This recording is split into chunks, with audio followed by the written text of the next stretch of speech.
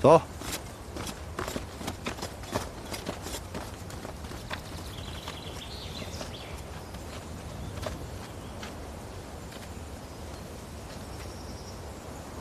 这是我给你准备的东西，这一路应该用得上。想不到，今日唯一来送我之人，竟是郡主。抱歉，郡主不欠飞仙，不必道歉。我虽身在囚车，却并非囚犯。无论我流落何处，我都还是那个别人可望而不可及的石飞仙。大业第一贵女，就暂时让给郡主吧。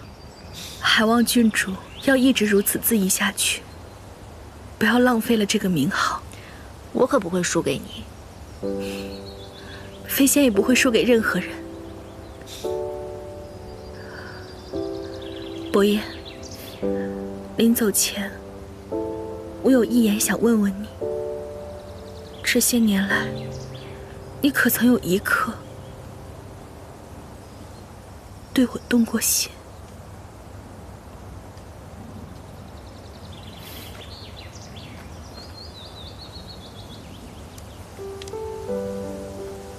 在荣某心中，从始至终都只有花花一人。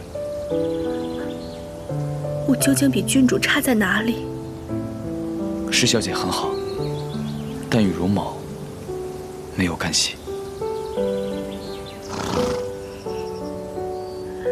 其实，我真的希望那封信是你写的。时辰已到，我们走。是。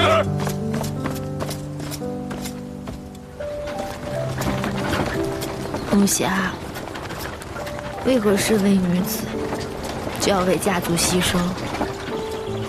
她明明没有罪，却被送去了西州。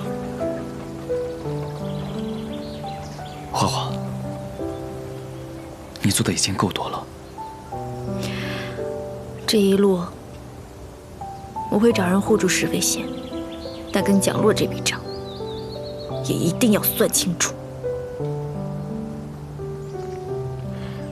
可仅凭花花一人之力，还能与皇子为敌？可花花从来都不是一个人呀。